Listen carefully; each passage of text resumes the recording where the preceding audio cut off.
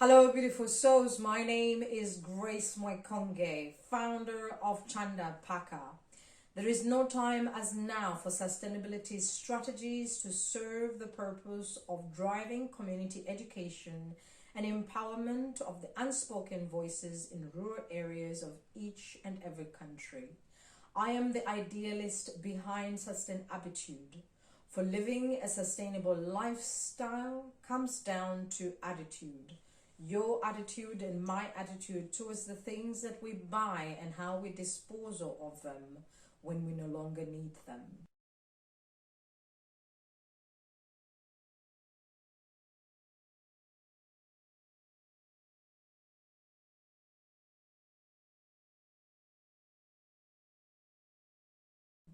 To build a bridge between the old and the new, we must collaborate responsibility, storytelling, and sustainability skills into the education system to have a modality change, and that's to shift the attitude towards saving the planet and making it a better place. For being sustainable is in each and every person's hands out there. Imagine if each and every individual in the world did their part. What a beautiful world that would be.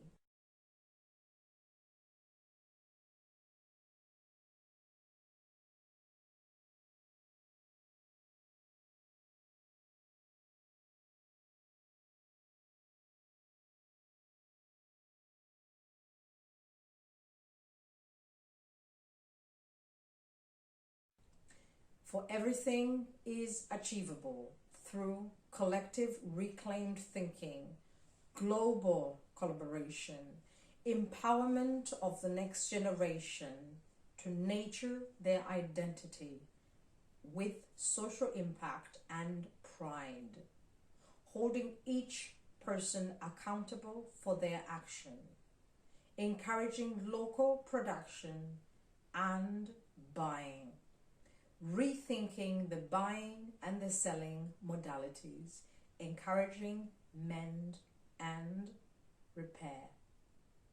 In this short video, I will share with you some of the work that Chanda Paka has done, and also another short video of a lady I have met from Malaysia who is doing excellent, amazing work in the community.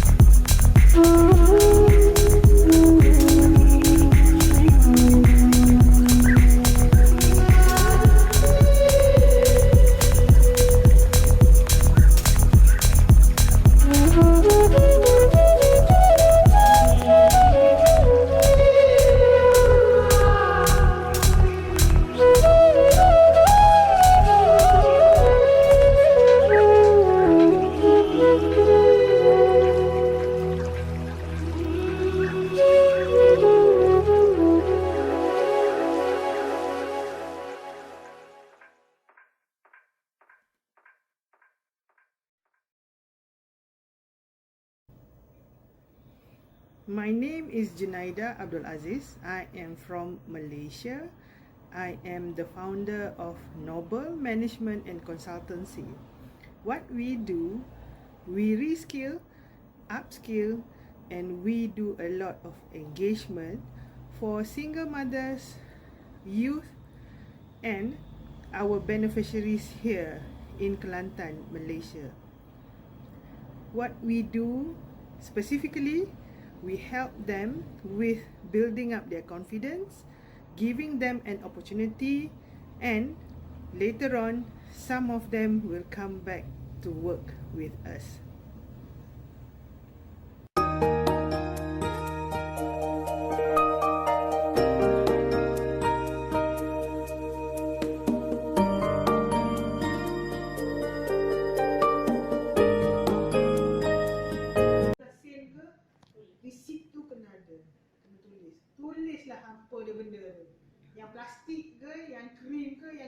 rupiah ke apa yang berkaitan dengan berniaga. Yang tak Kena berkaitan ada receipt ke? kena Kena record. Dia dua-dua. Sebab macam beli barang-barang rasa kat pasar tu tak ada receipt kan? Kalau tak ada receipt, balik rumah buat balik receipt.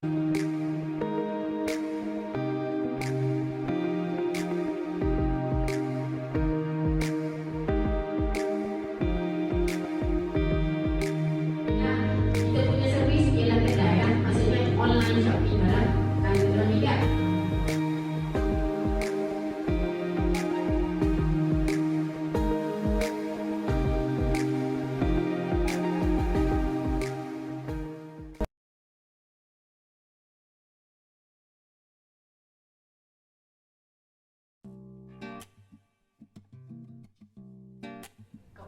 Hi, my name is Berka Patel, and I'm a professional Kathak dancer, choreographer, and artistic director of Berka Dance Company, and I live in New York. Well, I was born in Calcutta, or Kolkata, but I was completely raised in New York. Hi, my name is Ihab.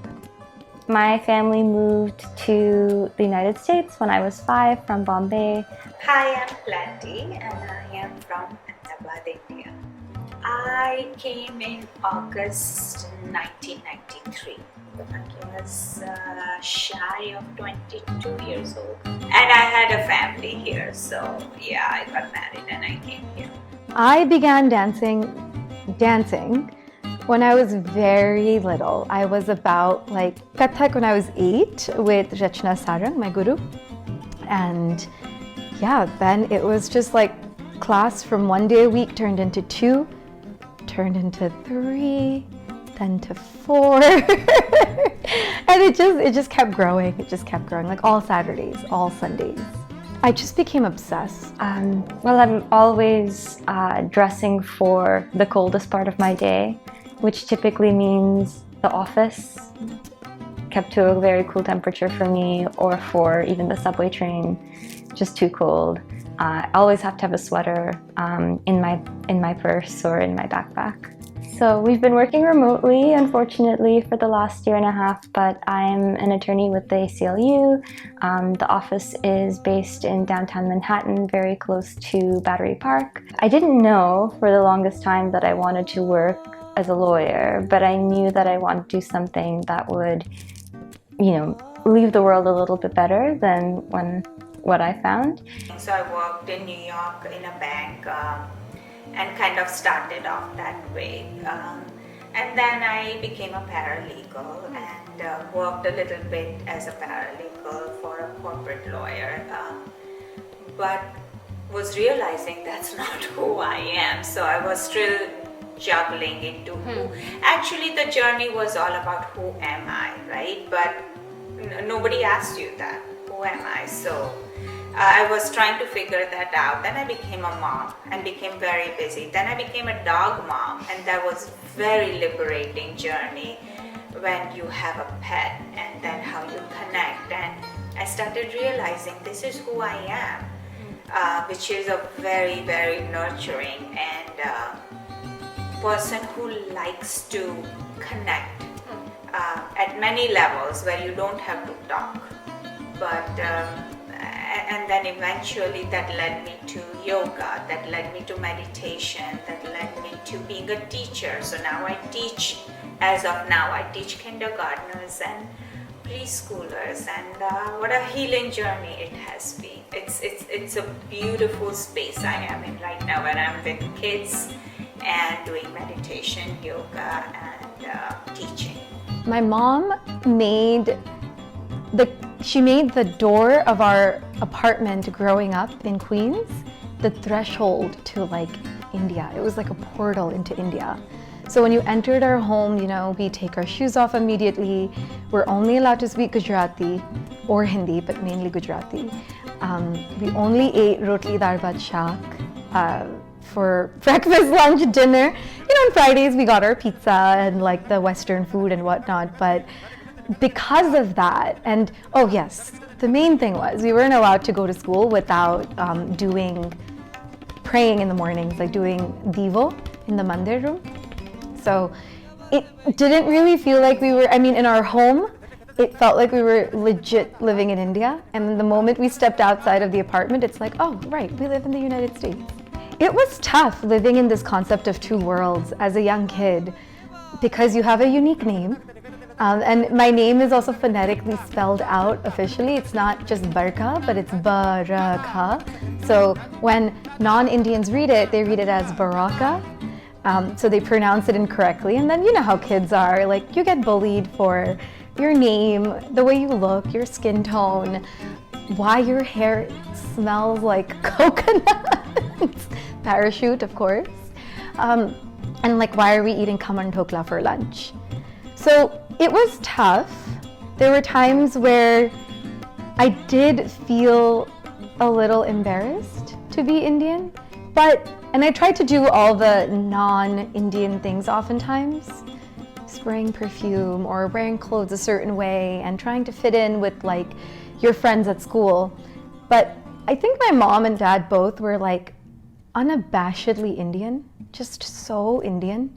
And they just made us embrace it. Like, whether we liked it or not, it's just who they were authentically. And they encouraged it. They made us feel proud of it. So I grew up in a town that was very much, white, black, and very little else. So I personally felt like I stuck out and didn't really have a place that I belonged, except with all of the other misfits who became my friends. I come from a textile family. My dad used to be a textile, he had many factories and grew up where the fabric was very important. So subconsciously it was always there. It was always about cotton and linen or pure silks. Didn't hear much about other fabrics because that's what our factories created at that time. And the one thing I grew up looking at was he always felt. I think being Indian today means something very different. I think there's a little bit of an advantage we have right now, just as Asians or BIPOC people in general. This ability to finally, it's a little sad that it's finally now that we can command attention for the things our communities have always been doing. But I feel that there's a time for us now to blossom and to not hold back. And to be unabashedly just be that Indian person you want to be, not some anglicized version of it, not some diluted, so white folk can better understand. And I've often had to do that with my dance, and I thought it was okay, but I was honestly doing what they have been doing always, which is orientalizing and almost creating this fetish or this obsession with Orientalism with Indian classical dance. So now I just say what it is, in the sense of if my name is Barka, and I've been very clear about this from the start, it's not Barka, it's not Burka, it's you're gonna learn how to do your best to pronounce my name. And it's just interesting to me how much we ignore what our country has offered. And we see others doing that work. So I almost feel like it's my responsibility to be the best Indian possible. Even if I don't live in India, I'm connected to it. I think it's important for me to be aware of what's happening in India. Person, I feel, and I've worked with trying to understand what that means. I probably wanted to get out of my kurta as fast as possible, but I stuck to the standard American clothing, whatever mommy got. Whatever mom got. I think as a young kid, it was also post-practice, you smell and you're just sweating, and then you don't want to go out to an ice cream shop and be stared at, or to dinner and be stared at. Now I'll do it in a heartbeat.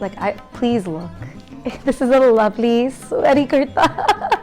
But now when I think about what I dress in every day, it's a kurta, palazzo pants. Oftentimes it's palazzos and a cotton t-shirt. Something loose, something I can just flow in and just let my body breathe. I think I've transitioned from not having any idea more into I wanna incorporate more Indian style. So even if I'm wearing an American dress or like a Western dress, like I'll add a nose pin to it. Or if I feel like, I'll add a bindi to it, or like some sort of block scarf or textile scarf, or like, yeah, just like my palazzos, a sneaker and a tank, like whatever. When we were small, we lived in places where we had to wear uniforms to school. Yeah. And Mississippi was the first place that we actually stopped wearing those uniforms, even when we went to a school where uniforms weren't required for a while, because we still fit into them. My parents sent us to them, wearing them to school. So it was the first time that I had to figure out what to wear in the mornings, and I ended up just wearing jeans and a t-shirt most of the time. Didn't put a lot of fuss into appearance, and you know, part of that was not really knowing what I really liked and not having access to like the types of clothing that I would prefer to have. But then my dad used to go back and forth to India a lot, and he used to bring Western clothes from Bombay. And so some of my fashion was a little bit of like what was fashionable in Bombay at the time, but not necessarily in my hometown. I mean, it was just so awkward to wear non-Western clothes at school. Like the few times that I even put on makeup or earrings, let alone wear anything that looked remotely Indian, people would be like, oh my gosh, you look so Indian today. Instead of saying, oh, you look lovely, or oh, that looks nice, they would comment on my ethnicity as opposed to something else, like the fashion aspect of it. So I think there was that, and also just not feeling like it was something I could do authentically, like wearing shalwar kameez to class. People would just gawk at me, so I would never have done that. By the time I went to graduate school and college, and maybe I would wear Indian, like non-Western clothes a little bit more, but mostly for special occasions and family events, weddings, that sort of thing. It's always been a little bit hard to figure out how to incorporate these really beautiful textiles and jewelry that I really love into my day-to-day, because sometimes it feels like this is just too much for this outfit, or people are going to think I'm dressed to party instead of for something professional. And as someone who is quite young in my profession and also looks quite young, I want to not give the impression that I'm just like slacking off, or I want to make it clear that with my clothing that I signal maturity and respectability. So that's always been a challenge. If Western clothes we were wearing, it was always from Bombay or Delhi. There weren't much choices in Ahmedabad at that time, but I actually don't have much recollection of my Western wear. So mostly it was fun, like, you know, the kurtas and the churidars and the odhnis, the bandhanis and all that. Yes, so, well, I wasn't going to wear that on a day-to-day basis, because when I came, now I see a lot of people wearing it, but at that time, no. And so I just adopted, but that I'm going to wear jeans or corduroys and stuff like that. Cotton and linen and silk has been like my only wear most of the 95% of the time. And as I came here, that's what I kept looking, and it was so hard to find 100% cotton or 100% linen. It was always some mix. I only wear clothes that I connect with, and if I don't connect, the fashion doesn't matter. I don't understand fashion. It wasn't the same. A lot changes in the transition. You change, you know, and then you realize that, oh, you fell off the wagon, but this is not how I used to feel. So you go back. I think you do go back to your roots no matter what. Sure. Yeah. But I did not wear Indian clothes here except for the occasions that came up, or I would be waiting for those days when we would be invited or we would have family gatherings so that I can wear my Indian textiles and clothes. And my kids, I have two girls, and I don't think they would do it. they love our clothing. When we go to India, they love to shop. My older one loves to design for herself with the color combinations, everything. But yet, no, she will not even think that she can wear a salwar and something and just walk in casually. She does have friends who are able to do it, but not them. But I could, because I think I have a good understanding of coming when I came, and also how I transitioned. Honestly, like, it's kind of like wanting to wear statement pieces now, right? I go to a lot of conferences. Well, when there wasn't a pandemic, I attend dance conferences, and I do believe that, yes, when you dress a very particular way, people notice you, and that strikes a conversation. And when you go to a conference, especially as an emerging dancer, artist, and there's 3,600 people from around the world, you're not that interesting if you're just wearing a Zara blouse and jeans. And so my mom, of course, just has a bunch of saris lying around. So she had a kalamkari, simple printed sari, and I thought that having this made will be something that I can take to conference time. Or honestly, before we dance also, we've been taught, like, part of the sabhyata of our dance was to wear a shawl around us to cover the costume before you enter the stage, or before you begin your dance and all. If you're gonna be out in front of people, cover your costume up a little bit. So I'm like, you know what? I'm gonna use this for that purpose also. Like, it's gonna be a costume in itself on top of my costume. And it's also gonna be a great thing to wear out in conference time season as an Indian classical dancer representing. So that was like the main thing.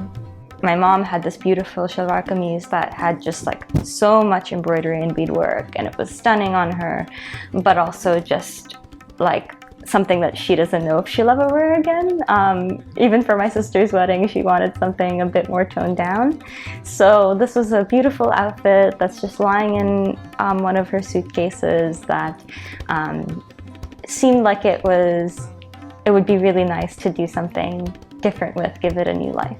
This is my dupatta from Bandej in Ahmedabad, and this is when I was in college.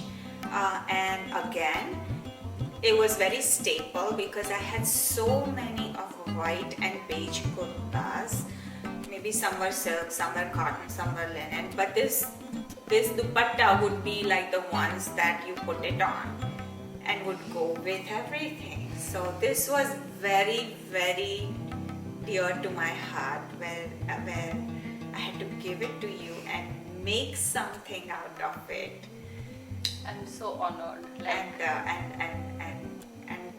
allow the transition of now that dupatta has turned into something like this, and it's gonna be I'll wear it even more now, because see, I wasn't gonna put that dupatta on if I went to school with whatever I'm wearing, but this would be an easy pop-up now. So, but yeah, this has been my entire life. I have had it with me. So. I have that inclination more. Like, I would probably wear this jacket out, like, to any other affair that wasn't, like, even if it wasn't a dance or a music-related thing. Like, I would probably style it. I don't know how I'd style it because I'm not so stylish, but with something like super plain underneath, so the jacket is just like the thing that stands out. Yeah, one thing I didn't tell you is that I actually really love inner pockets, and so the fact that you put an inner pocket here with the beautiful embroidery and beadwork just made me so happy, because it's like my little secret, and it's also like just the perfect place to stash things.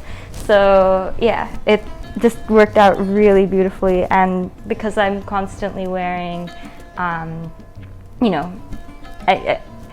trying to wear things that look professional. This jacket will work for basically all of the outfits that I have for my work clothes, and it's also super warm, so this will be replacing my black cardigan, which I wear almost every day. When I was asking the universe that how I felt connected to the fabric and what I put on my skin, wasn't taught much, but that's what I was given. and then it became a part of me. And then what I was looking here, it took me 25 years to get connected to the right kind of people, also because finally I am in that clean space of looking at sustainable options and being so mindful of where I go, who I talk to, who I connect with, and universe is connecting me to the kind of people. So from where I was to where I am right now, I just want to be in this space of the process of change. It's like what we put on our skin is how we breathe too, right? Because our skin breathes. So if we are mindful about what we wear, that would be fantastic. Legitimately, like this beautiful relationship that you and I have as sisters, as friends, and how that and who we are individually and together as friends transcends into like this cloth, this fabric, this creation. Open up space for me to talk about my family and talk about people and things that I care about at the workplace beyond just what we're currently doing, which is really lovely. And also, you know, as this project has made me realize that there are a lot of things that I love that I don't wear often enough, only because I'm holding myself back. So there's no reason not to put on that necklace or you know, wear a bright top or anything like that when I'm going about my day-to-day. I guess that's true. I've always externalized it to like the people that I love, but there's a sense of like comfort in what you are physically living in. So like living in this jacket, it will always have a piece of my mom and my cousin and now you, and so that's really beautiful to be surrounded by people and things that you love, you know, just on your body. We evolve and, you know, things change and all, but it's still gonna be with me. It's just in a different form now. Yeah.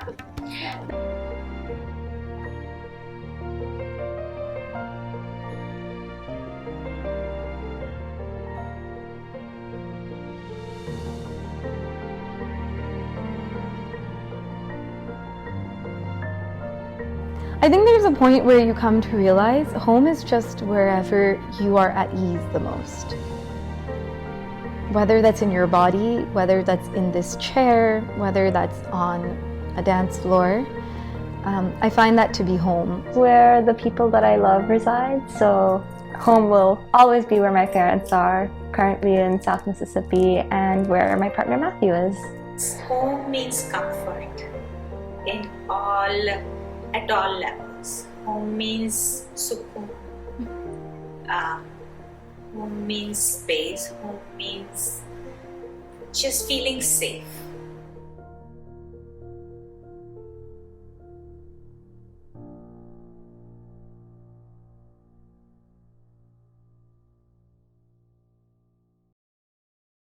This collection is called La Lucha de la Borincana, which means the fight of the Puerto Rican woman. Welcome to Lifecycle Fashion, your fashion edutainment.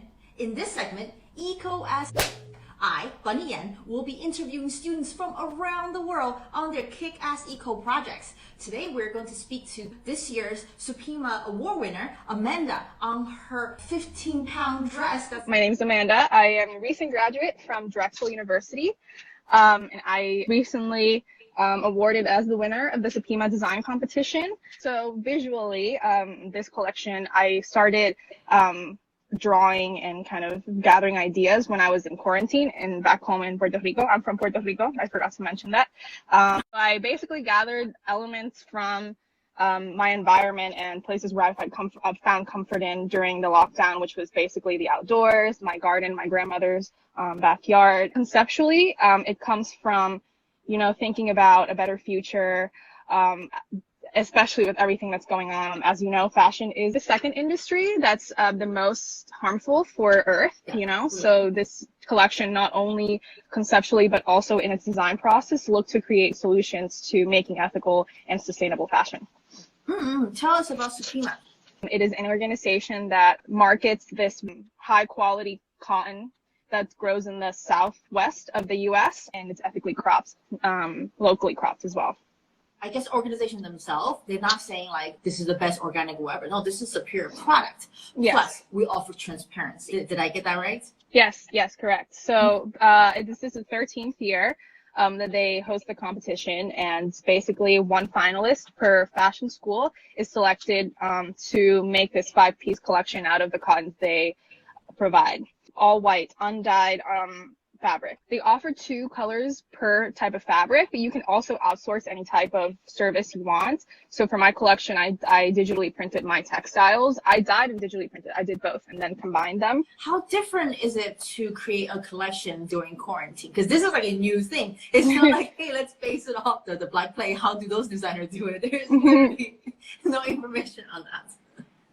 So it was challenging. You know, I didn't have access to a studio or a workspace until the very end. So I basically constructed this collection from my apartment, where there was a lack of space. I didn't have the machines necessary. I didn't have the supplies necessary. So a lot of problem solving, and definitely a lot of creative solutions came up.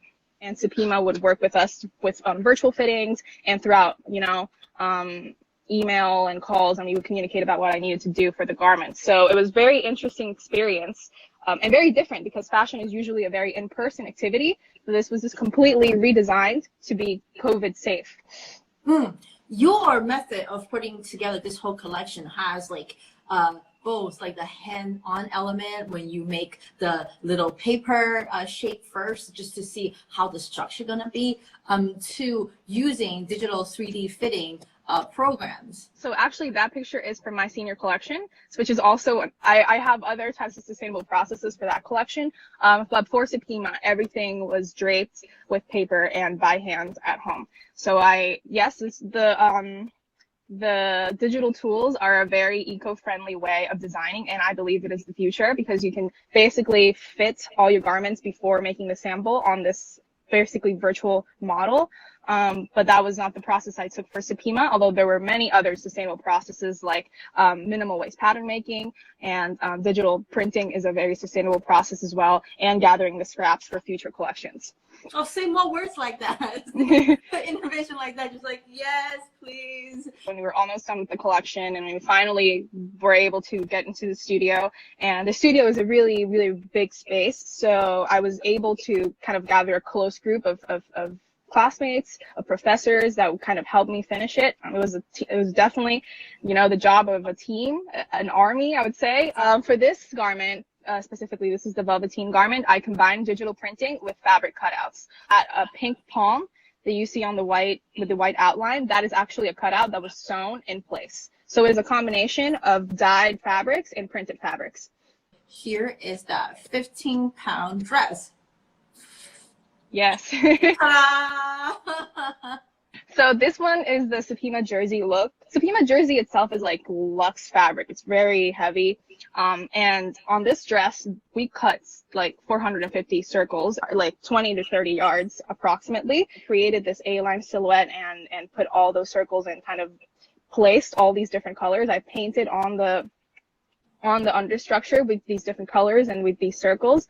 And by the end, we were literally trying to figure out how to hold it up because we didn't know how the model was going to hold it up. We initially meant to make it strapless, but it was just not possible because it was too heavy. So there's like a corset understructure to hold it in place, and we had to figure out a lot of physics to kind of place those straps to hold it from the waist to keep it in place while she was walking in and not having move or shuffle or fall. So it was definitely very challenging in the way of figuring out how that was going to look like it was not 15 pounds on a model. I think, when I kind of design, I strive to make pieces that are very unique and that people want to invest in to keep in their closets and kind of make a statement forever. I don't follow trends. I really don't even look at WGSN.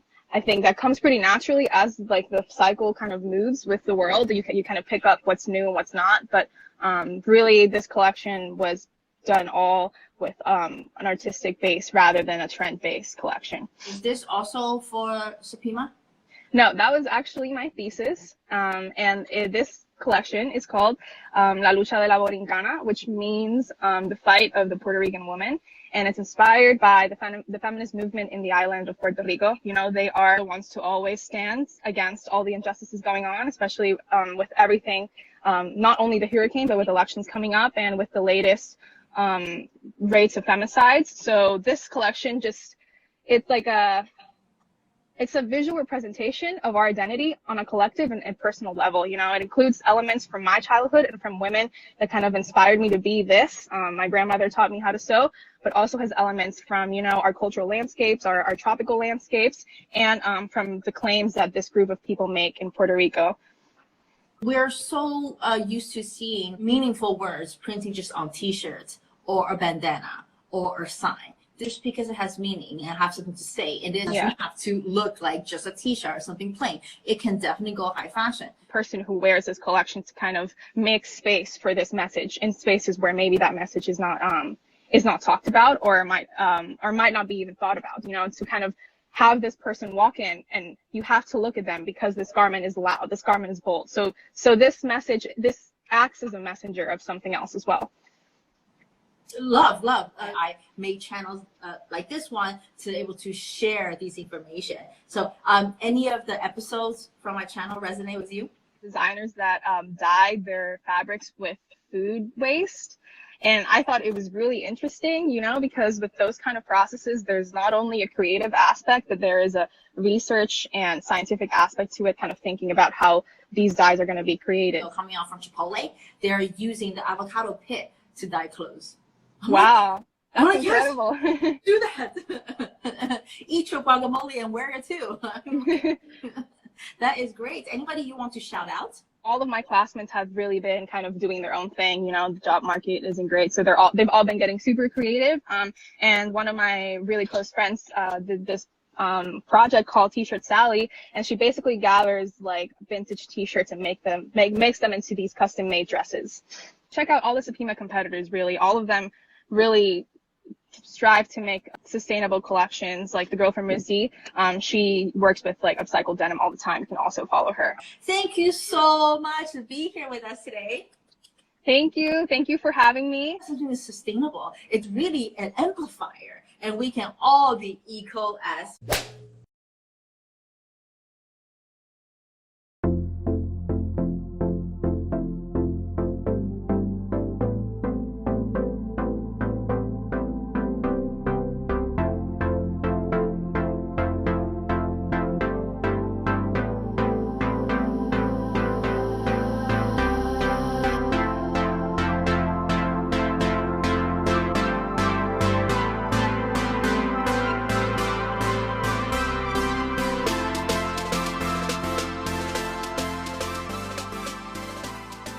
Hi, my name is Shannon, and I am the creative director and founder of Agent Reclaim, a upcycle brand based out of Toronto, Canada.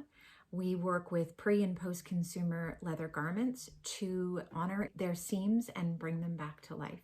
Handbags and accessories for all. Today I want to talk about the collection that I will be showing at Sustainable Fashion Week USA. I'm super honored to be part of the second annual showcase focusing on sustainability in fashion. My brand really has been at the core of that focus for many years, just trying to find an opportunity to make use of materials, mostly leather and heavier gauge canvases and denim that would otherwise be destined to landfill.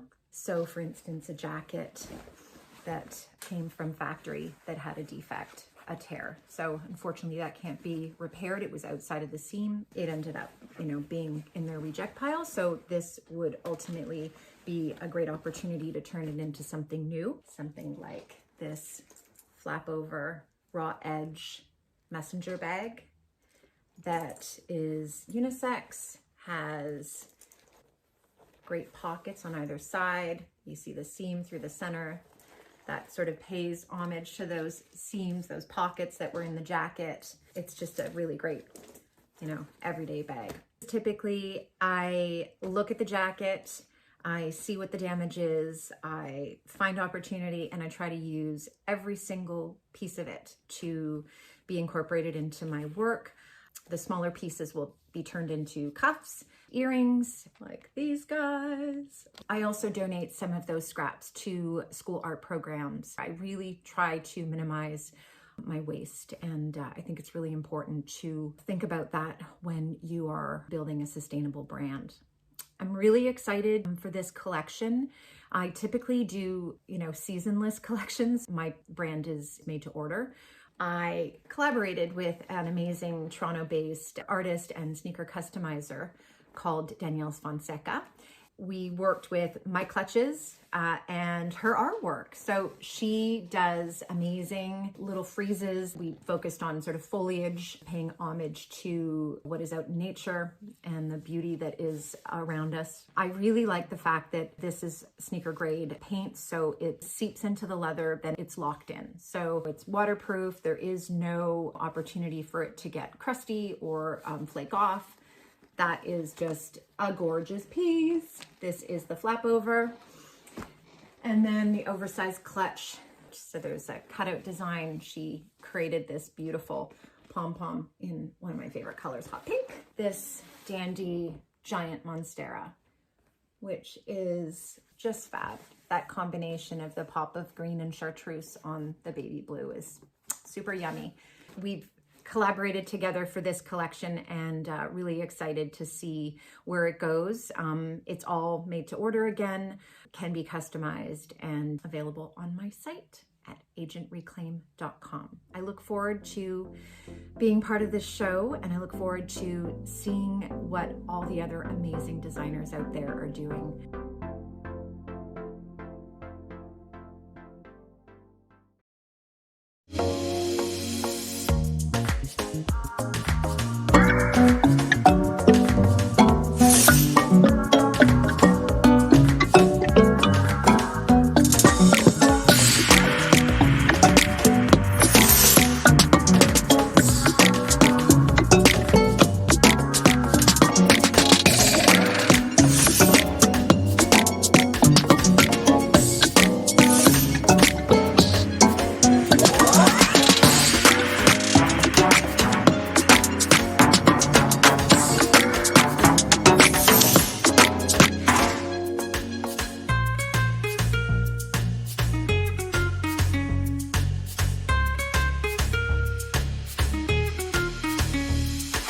Shave her armpits, but sometimes she wants to. No, that's clear cutting. Yo, yeah, hey, yo. I'm the planet and I got the plan. Let's go ahead and take the land. Let's plant trees and cardamom.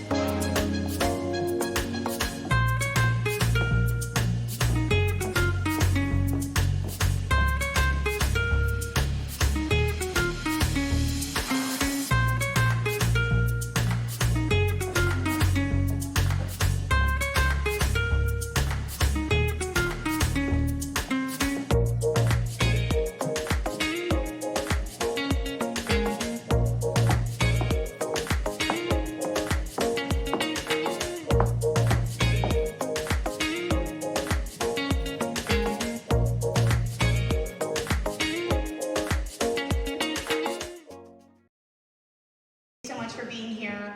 We're so excited to have been partnering with Sustainable Fashion Week for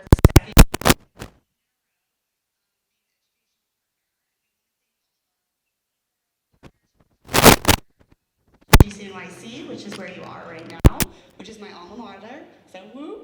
Of course, our other partners, NTI New York, Orate, and Conscious Fashion Campaign.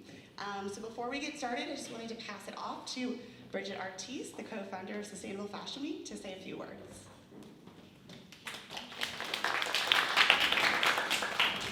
Hello, everyone. It's my pleasure to be here tonight, of course, launching Sustainable Fashion Week. Last year was extremely hard during the pandemic with all the social unrest and racial injustice and one calamity after another in regards to weather. But I do it all over again for this cause and this movement. And aligning with Fashion Revolution out the gate pretty much validated our mission, which is to push sustainable fashion and engage and impact our communities. And so, of course, I was, dumbfounded that we were doing our first year with Fashion Revolution. And so now this is the first live experience. And so, yeah, finally we made it. Let's clap. So, I have to say that, it was amazing to team up with Fashion Revolution, but the team, the powerhouse team of Shannon, Kathleen, and Mackenzie, they're really the definitions of true allies, and we need more allies. So I'm so appreciative to them, and, let's just keep pushing the envelope. Let's keep pushing this agenda, We're the ones that's going to make the change, and so thank you for being here. All right, and now over to Julia, who's going to start our wonderful panel. You guys are more than comfortable to leave your masks on or off. That's up to you being on stage. Okay, I'm just going to take mine off just because it's easier for me to talk. Okay, thanks everybody for being here, and I just wanted to kick it off. Maybe you guys want to just go around and introduce yourselves, but I am Julia Gall. I'm the style director at Marie Claire, and I'm excited to talk about circular fashion today. Hi everyone, my name is Jessica Schreiber. I'm the founder and CEO of FabScrap. We're a fabric reuse and recycler serving the fashion industry in NYC. Hi everyone, my name is Lauren. I'm a student at Columbia University. I'm studying sustainable development. I'm also a climate justice activist. I have a platform on Instagram and a website as well called the Eco Justice Project, which is an educational platform that raises awareness about sustainability but also accessibility, especially for marginalized communities and people of color. So yeah, I'm really happy to be here today and talk about circular fashion. Hi, I'm Alyssa Westerveld. I am the senior manager at Donate NYC, which is a program at the Department of Sanitation that focuses on donations and reuse. So we have several different initiatives and tools to help New Yorkers donate goods, and then we also do Refashion Week, which is a week-long event of low waste and sustainable fashion that happens in February. Great, thank you guys so much for being here and chatting today. My first question is for Jessica. How does the traditional supply chain work, and how is that different from circularity? Big question. Just define the supply chain. And I will say, for context, my background is not fashion. My background is climate science and waste management. So what I'm about to say is through that lens, having not worked specifically in the industry. But supply chain is, I know it, at end of life, is basically a cycle of take, make, waste. We're taking resources from the natural world. We're doing a lot of really intensive processes to create products that then we use, and most of it ends up in disposal. There's not a lot of things that are fully circular, which circularity, I think, would take off those first two, the take and the waste, meaning that instead of taking natural resources, we could be using what already exists and creating a circle where things don't get wasted and we can be more regenerative. Yeah. Totally. And I guess now my next question is for Alyssa. What happens to our clothes when we're done with them? Which I know is kind of a broad question. It's also like how you define done, also as maybe donate, throw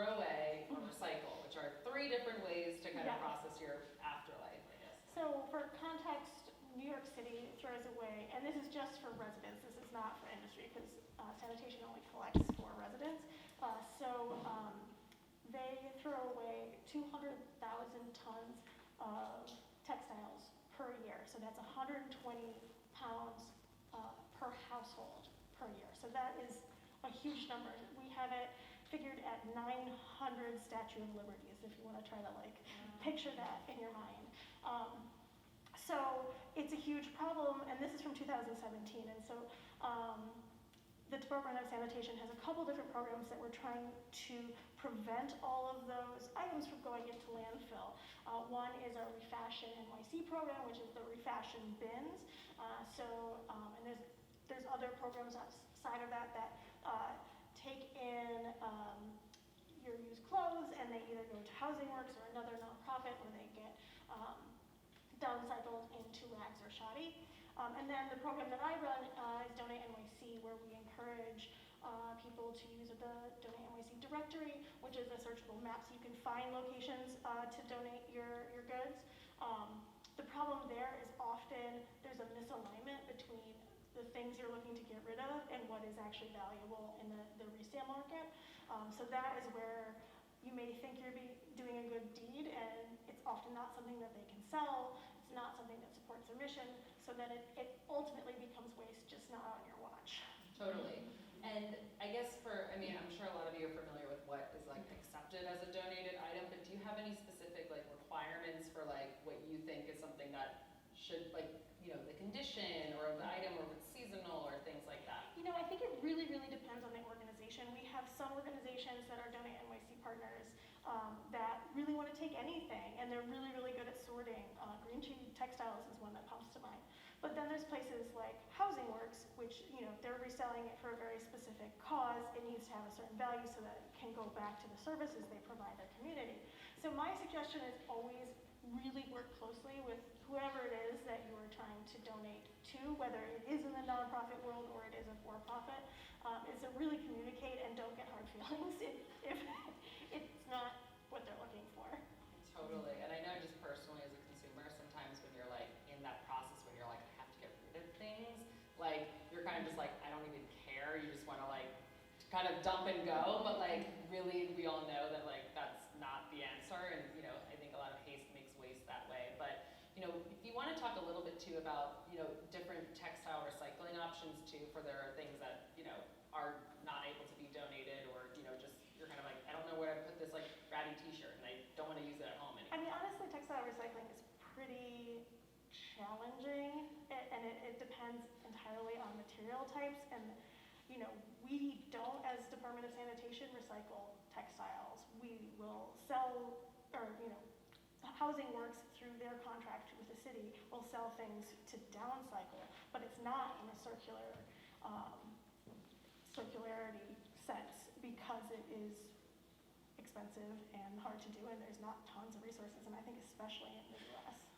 Totally. And do you think just from what you're observing, is that going to ever change in New York, or you hope it's going to? Or how can we do it? What can we do to help? I hope so. I mean, there's an organization, I was on a panel with, we pre-recorded the panel earlier this week, Accelerating Circularity, who's really looking into what sort of on the material level, what needs to happen, and different sort of recycling options. And I know collecting and sorting is the major, from their perspective, is the major barrier, is that people are not sorting and then doing the, removing zippers and things like that. That industry it's not cohesive in the US, so that's one of the major barriers to getting it into recycling. I can speak to that. Yeah, totally. Let's hear more. So I used to work in sanitation. I was working on the Refashion NYC program when it first launched, but then several brands reached out and asked what they could do with their textile waste that wasn't clothing yet, like waste from the design process, swatches and sample yards and extra leather skins. And so FabScrap works with businesses, not with residential waste, but we end up handling a lot of the same material as far as textiles are concerned. And so that's one of the challenges, is deconstructing and getting things ready to be downcycled. And so most of textile recycling that happens now is actually shredding fibers into this pulp called shoddy that's used in insulation and carpet padding and mattress stuffing. but it is really fiber dependent. We can't shred anything with spandex. So athleisure is really popular, but it does make stuff less recyclable. And then the other piece of that is with garments, you have to take out zippers and buttons and grommets and anything that basically like isn't a fiber before it can be totally shredded. And so true fiber to fiber recycling, like let's take this polyester and chemically or mechanically make a new fiber that can be woven, I still think that's 3 to 5 years before they're ready to accept real volume. And even then the feedstock has to be extremely clean. They need 100% poly to run their process to create new poly. And so blends, right? Like first it's spandex, but then blends, which is really, really common. That's another challenge of where we're at with textile recycling. Totally. Which I think then kind of answers sort of my next question is what can consumers really do to help that, and what kind of choices we can make to like not feel like we're feeding into that system? Shop secondhand. Use what already exists. That's what FabScrap is doing, is trying to like make what already exists more available. I would choose natural fibers when you can, because eventually in time they can potentially biodegrade, whereas synthetics like polyester are plastic and probably will just become smaller and smaller pieces and enter our waterways. Avoid spandex. Try and find things that are 100% cotton or 100% poly. There's not necessarily wanting to like shout out any brands, but some denim retailers now will let you search for jeans without spandex, like jeans without stretch, which maybe 2 decades ago was not so hard to find, and now it seems like impossible to find. So yeah, trying to look for more natural fibers, less blends, and shopping secondhand when you can. Totally. And Lauren, I feel like you're nodding because I feel like you talk probably about this too with your followers a ton. Yeah. So why don't you talk me through your experience, sort of the feedback that you have in that discourse you have with your followers who want to know more? Definitely, I feel like it's really difficult, and I think fashion always comes up just because it's something that everyone's dealing with very often. I think especially Gen Z, a lot of my followers are college students, and I think there is, with this kind of fast fashion culture that we've all grown up with so many stores being available, but also this culture of consumption and just buying a cheap t-shirt for $5 and that just being the way that we've become to think about fashion. I think it's really hard to get out of that mindset as well, especially also being college students, not being able to afford the ethical brands. And I think there also are just always so many drawbacks and things that with complexity to think about, even with thrifting becoming more popular or shopping secondhand. I think there is also something to think about with what thrifting was originally intended for in shopping secondhand, and how it's been gentrified and how it's become inaccessible for the people who originally were shopping secondhand and using that. So I think when I try to have these conversations with my followers, I'm trying to keep all of that in mind, and also keep in mind that we're all trying to do our best. And I think especially for college students and on college campuses, but also any type of group, I think with social media makes it really easy. There is just a way to exchange clothing that I think cuts out those middlemen that do have a lot of those issues. There's like a lot of Facebook marketplaces. There's just a lot of Facebook groups online. I think there's Buy Nothing is another one that I've seen as well. They do such great work to make that type of exchange really accessible for a lot of people, so I always try to recommend those things. And yeah, at the end of the day, just always just trying your best, just donating, sharing clothes with friends. I think also thinking about like my background with sustainability. I grew up in a very sustainable home that wasn't really talking about sustainability. I'm originally from the Bahamas, so I think with a lot of like minority POC culture, there is this idea of reusing things without necessarily thinking about climate change, but our old t-shirts would just become rags that we would use for like doing work or cleaning, or just old containers would become used for a different purpose. So DIY is a lot easier than you think. I think there's a lot of YouTube videos that can get really complex. I think when people are really talented, they can do a lot of cool things with it. But at the end of the day, I think there just is so much information out there, so many like resources to follow, but also just so much online to try to get involved and do your best. Just trying to do those things, I think, is really helpful.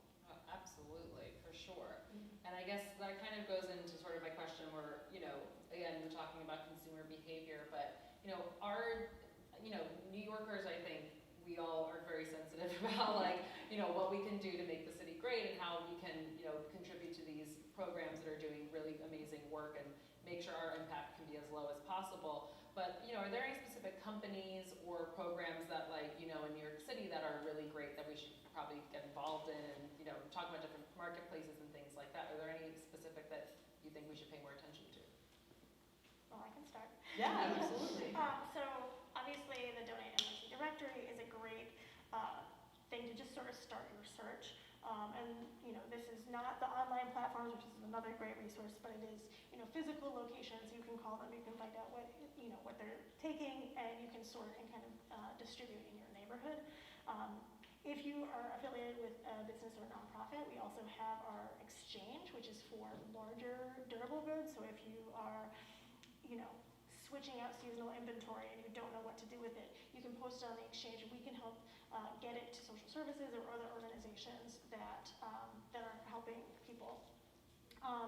You know, get involved with Refashion Week is a great opportunity. There's lots of different ways. We have stylists. We have a competition for stylists to put looks together with our thrift store partners and do a whole runway show.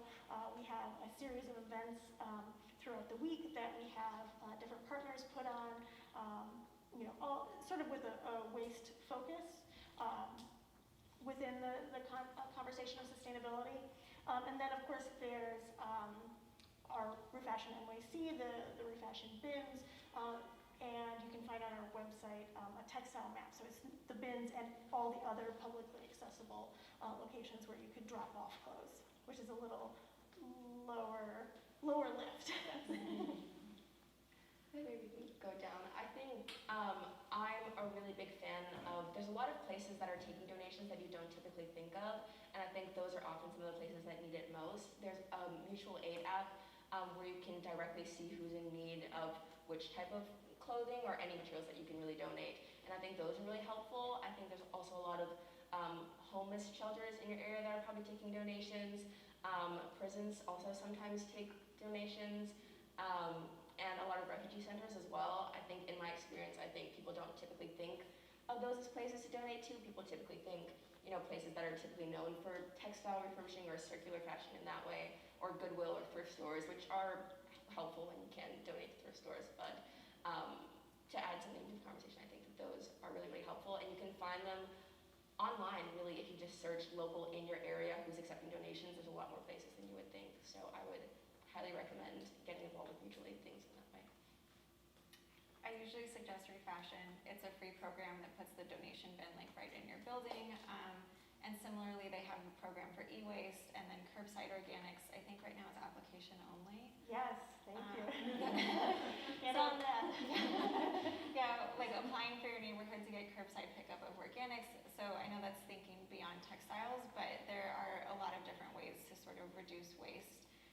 A lot of the programs are the same. And yeah, I think they covered it. Great. Those are amazing suggestions, and I hope everybody took notes on those, because I'm going to need to play that back and remember all those great places. nyc.gov/donate. We got it.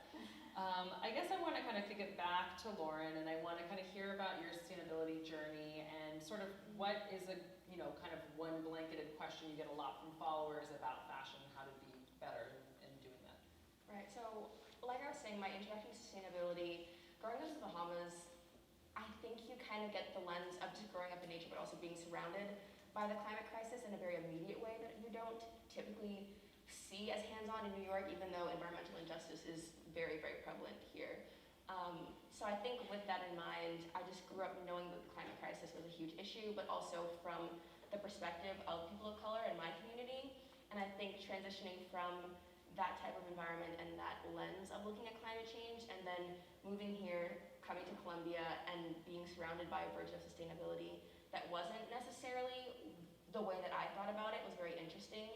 I think studying sustainable development at Columbia, there was really only white professors that I had. I was pretty much the only black woman in a lot of my classes, and I think people would kind of defer any conversations about what was going on in the Caribbean, but also just environmental injustice in general, towards me.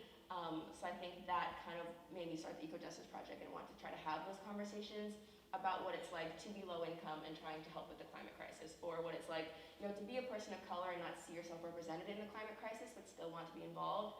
So I think a lot of my followers are, like I said, college students, but also low income people of color who just really haven't seen themselves represented before. And I think with the question about fashion that often comes is how do you really get involved when it feels kind of hopeless, especially when you are, being bombarded by this information of what all these big companies are doing or what's going on, with oil companies and all of that, and just feeling like a consumer who doesn't really have much resources to be able to help.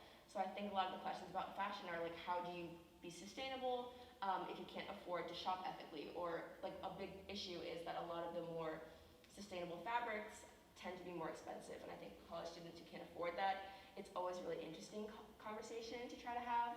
So with that, a lot of the questions about getting involved, I would say, just as an answer for those questions, is again trying to donate and trying to just be as hands-on as you can is what my recommendation always is.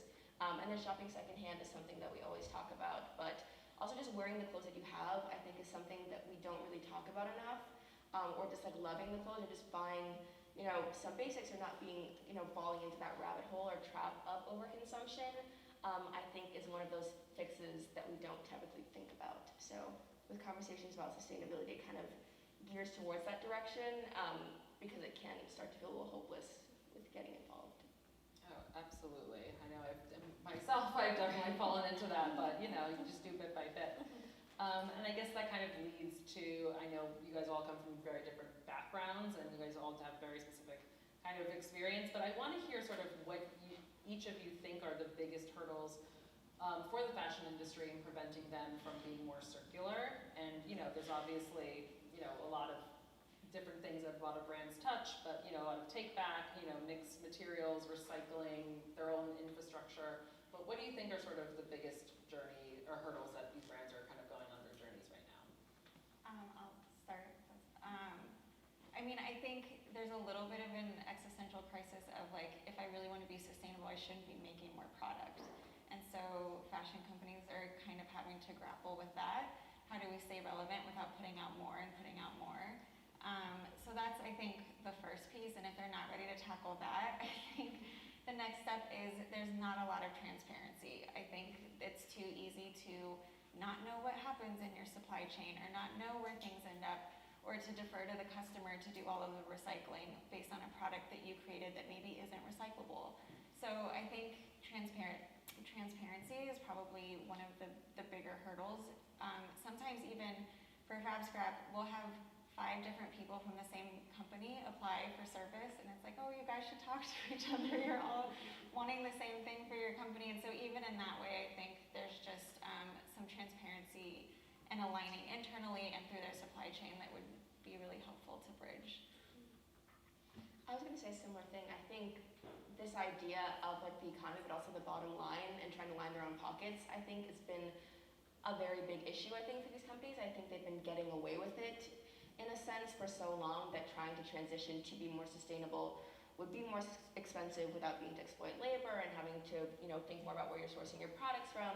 And I think for a lot of them, trying to stay competitive whilst also being in this culture of overconsumption that I was talking about is very difficult. Like I said, if people know that they can buy a t-shirt for $5 and there's a sustainable t-shirt for, $20, $30, it's more likely for people to buy the less expensive one. So it's very, I think, difficult, I would say, for a lot of these brands to try to figure out how to find that balance between sustainability and, wanting to make money and make profit. So I would say that. Yeah, and from my perspective, I think you mentioned like feeling overwhelmed and just putting everything in a bag. Like during COVID, everyone had all this time to clean out their closets, and so what was happening is places were like getting overrun with like trash bags full of clothes that no one was in the store to sort, and then it became a DSMY problem to then clear up.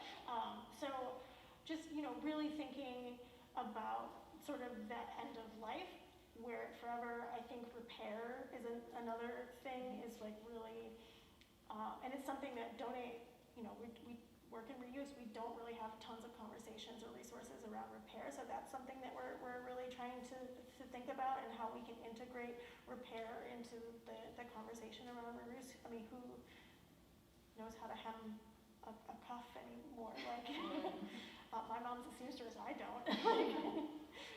So I think that's another thing, another like area to tackle. And then, yeah, I mean, I don't think it's going to happen within the city of New York necessarily, but having brands figuring out the textile recycling piece and not just downcycling. To, you know, if you downcycle to a rag, that's the end of its life, and then you throw it away. So it's better, but it's probably even, you know, higher priority to keep it circular. Oh, definitely. I have one more.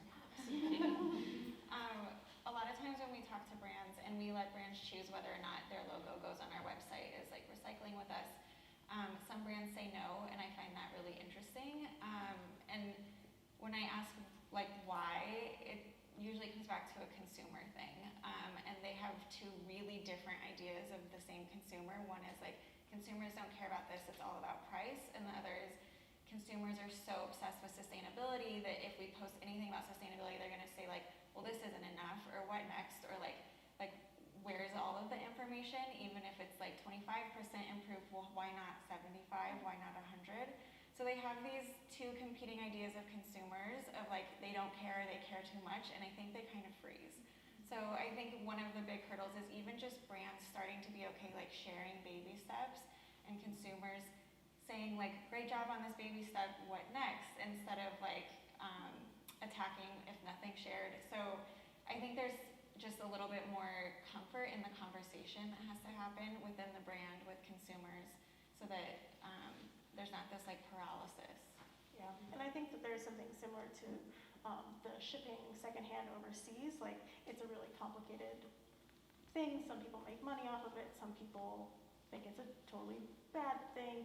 But to us working in the field, it's not surprising. Like, what are you going to do with all of these secondhand items? And so I think there's a similar, like, what if we just had a conversation about why this is happening? And, you know, there's not an expose every couple of years and everyone's like, oh, shocked that it's happening. And it's like, yeah, we need to just like have a real conversation and have for the consumer to be able part of that dialogue and not expect perfection off the bat. Totally.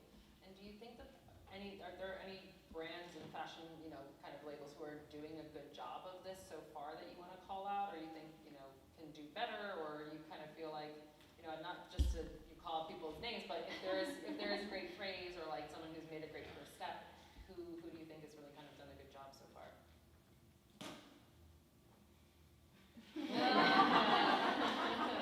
Well, I'm in the city. I can't call anybody out. Fine. Or any just positive phrase. I think Mara Hoffman has done some really cool things, not just in like the materials that they're using, but even in like their packaging and trying to like compost packaging on Governor's Island. So like as a local New York brand, I think that they're doing some really cool stuff. I unfortunately don't have too much praise, but I will say, to add on to the conversation that we were just having, the big thing that I've experienced with a lot of my followers when it comes to that type of fear that you're talking about, or like jumping on brands, has a lot to do with the greenwashing, I think, that they've experienced in the past. So I do think these conversations about transparency, if consumers saw transparency happening more often, I think they would be more inclined to want to like react in a more positive way. Especially, I think they'd value honesty more from brands because they've been lied to so much in the past. Yeah. So I would say my positive feedback, I don't have any names to call, but I do think consumers value transparency a lot more than brands think, especially if they are honest about it being baby steps and not pretending that it's the whole thing. I do think consumers would feel more comfortable just knowing what's going on and being able to make the choice for themselves. Cool. All right. So on that note, I guess sort of my other question is kind of, you know, what do you think is better in terms of like, you know, the end of life? Like, are we talking about natural materials that can decompose, or synthetics that can be easily more, you know, recycled and kind of, you know, being transformed into something else? But what do you think are the drawbacks from each? Because I know it's hard to kind of lean in one way or the other. I think the decomposition thing is misleading, because if it ends up in a landfill, or if it ends up in the trash, it's going to landfill or incinerated, it's not gonna decompose no matter what the material type is.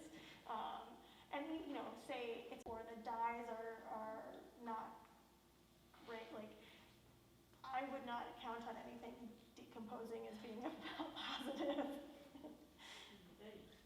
Well, there you have it, folks. Yeah, I mean, it's hard to say that there's like a preferable or like what the worst case scenario is. I think that's where buying things that you intend to keep for a long time sort of avoids the end of life question if you can keep it, even if it's something that you end up handing down. So yeah, for the same reason, like it maybe will never decompose, cotton is also one of the most intensive on the resource side to extract and create and bleach and make it into a fabric. So if you're really looking at like a footprint, I mean, I don't want to quote numbers, but like I saw a study recently that the cotton bags that we're all carrying now, because plastic bags have been banned, you have to use that hundreds of times before it has the like same footprint as the plastic bag. So it's really hard to say like this is good and this is bad, because there's a lot I think we're still learning, and that's that transparency piece. And so it's making the choice for what you plan to keep, what you think is most durable and like works best for you. I would agree. Totally. And I guess, my other question, and kind of to wrap it up, but I also would love to open up to some questions too at the end if we have time. Shannon, that's cool. Okay. I guess sort of like, talking about circularity and, resale, and I know that's kind of like a hot market right now, and something that is kind of exciting for the industry to sort of, gain momentum on too, but it is, someone kind of, gave me a thought starter about this, and, the circular economy, it's exciting because, you feel like we're moving things forward, especially with resale, but, as, it kind of is becoming sort of like a catch-all for fashions, a lot of the, to be the answer to all the problems, but, it's also kind of an excuse for shoppers to sort of be like, oh, it's okay if I buy something new because it eventually will be, used by somebody else, and that idea of like, you're kind of doing a good thing and then it actually has become part of a huge problem because you're still contributing to the cycle. So, not to be like cynical that way, but what are good ways that you can kind of still feel like, the consumers still, they're still going to want to get new, eventually you have to get new for certain things sometimes, but what's kind of the best way to sort of balance that and keep yourself in check, I guess? I would just say to make sure you're staying educated about the production element that we were talking about. I do think that is a big part of the issue, that production and consumption, and I think when you do have to buy new things, buying higher quality things, even if they are a bit more expensive, I think thinking in the long term how long they would last would be beneficial, I think, for that type of thing. And also, at the end of the day, I just feel like my motto when it comes to these things is just trying the best that you can, and I know that it's really terrifying also for a lot of consumers, again, buying what you can afford and then wondering what's going to happen to it down the line. So I just think being more cautious and careful and just being like a conscious consumer has also become a buzzword, but just thinking a lot more about the purchases that you're making, if you really do need something new or if you want something new, just trying to be very careful about this type of things, I think can avoid a lot of those issues. And then again, when it comes down to that end of life, thinking about the repair, thinking about the donations, and just trying to do the best that you can, I think that would put a lot of us more at ease, I would say. All I can think is like decide if you need therapy or retail therapy.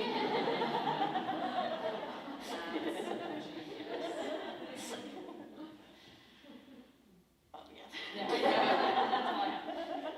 Yeah, I mean, I think the like long-running criticism of recycling is that it's a band-aid. It's like, I can buy this plastic water bottle because I can recycle this plastic water bottle, and it doesn't change consumption. And so the reduction is the real goal. And so yeah, whatever you can be doing to just reduce the consumption is really positive. Totally. Well, thank you for your thoughtful answers to the questions I have, and I would love to open it up to I will open it up for questions if anyone has anything, but that's the reduce, reuse, recycle, and then there's refuse. Yeah. Say no. Does anybody have any questions? And don't be shy. Yes, all right. Bridget. I also want to discuss that New York Times article about the cotton reusable bags. Thank you, ladies, so much much great information. It was so hard to be quiet. Oh my God. But I wanted to just share my experience, because as a small sustainable brand, I vowed this year to stop producing. So I didn't produce this year. I don't thrift anymore for my stores, which I used to because I get so many donations. So I don't. The two things I love doing has been taken out of the equation for me, but just because it doesn't make sense. I have so much, and so what I'm learning or figuring out is that I literally have to educate everyone that comes into the store, because they want to know, why is this $100? And so I have to sit there and explain, and then you'll see what they have on, and they definitely spent money for what they're wearing, but at the same time, they don't understand why they want to have to pay $100 for something upcycled. So, I really believe it's really, the key is about educating the consumer. I really think if they knew, they would choose better. And I just don't think everyone knows the facts, because they don't have to be transparent. Thank you.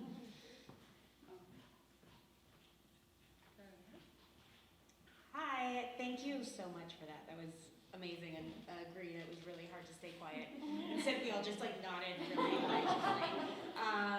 But I was wondering, I'd love to hear a little bit about each of your origin stories, like how you came into this industry.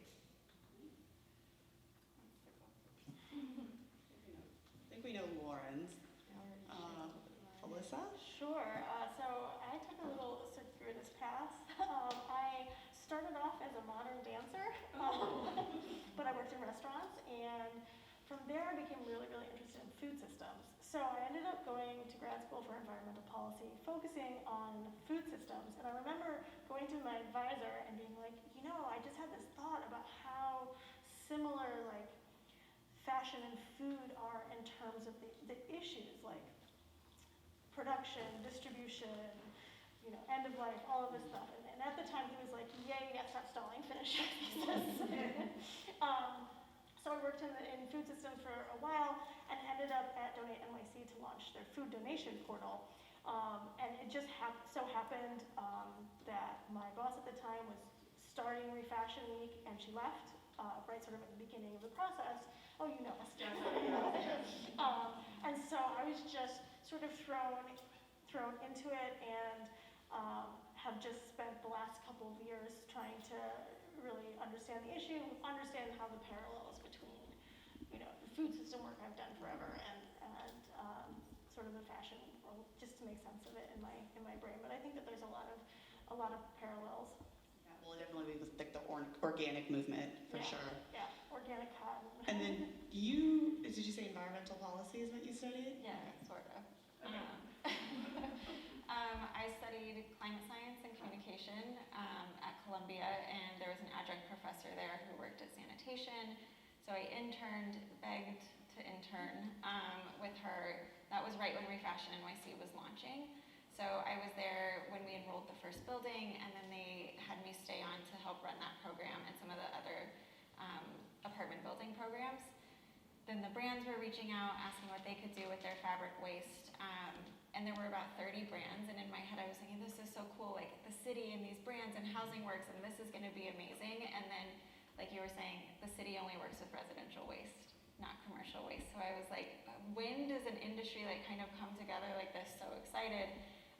So I started a small working group with those brands, and they very non-competitively, to their credit, shared a lot of what they were throwing out, how often, how much, what was in it, what form it was. And after a couple months, was like, why couldn't we do the collections we do with used clothing, but do them for this raw material? And the thrift stores we have for clothing, let's have the thrift stores for the raw material, and serve the fashion schools and the home sewers and the artists in the city. So that was the idea that I then pitched on a television show, and very millennial, that's how I got my funding to get started. So yeah, I was not ready to pitch, just kind of jumped into that, and thankfully it worked out. That was 5 years ago this week, actually. Top Scrap turns 5. Any other questions? No? Going once? Twice? All right. Oh, okay. Yeah. Very curious. Hi. So what about, I was wondering, terms of technology, innovation, startups, I'd be super curious to hear if there's any kind of, cool, textile technology that you've heard about recently, or maybe, a new startup that does something in a different kind of way. Just from that point of view, we talked obviously a lot about what each and one of us can do, but maybe there's something very interesting you heard in the industry recently. I think I have one, actually. There was a brand that I worked with recently called Milo. I don't know if anyone's heard about them. They have the mycelium leather, because I think when it comes to a lot of vegan products, people don't think of that as like a more sustainable thing, but at the end of the day, it's pretty much just plastic. So they had kind of like a vegan leather. I had a swatch of the material, and it was really, really nice. And yeah, it's just made out of like mycelium, which is pretty much like fungus and mushrooms. And I just thought that was really cool, the technology they use for that. I wore some apple leather shoes for a photo shoot. That was cool. Also, 2 years ago for Refashion Week, we had somebody who was demonstrating 3D printing as a way to reduce waste on the sort of pre-production side of things. I don't know how scalable that was. Resonance? No. I don't remember at this point. But so that's interesting. I know there's a bunch of people doing algae material like alginate and a couple others. So there's definitely things happen. Oh, and like blockchain. So that's another thing that that people are doing, so that you can sort of trace where your item goes from the time you purchased it, and you can see like, did it end up in landfill? Did it end up in Africa? Did it end up, in Kansas, in somebody else's wardrobe? One of our partners, Ortein, actually does some traceability testing, like the genome of the fabric, of the fiber, so you can find out exactly where it came from. There's a lot of really cool, as you're saying, like material innovation. There's some cacti fabric that Jeremy back there from MTI can tell you all about. There's some really cool fabric samples from some really innovative companies also at this table if you want to check that out. But I think Bridget had one more question, and then... Can I add one or two? Yeah, do you have some too?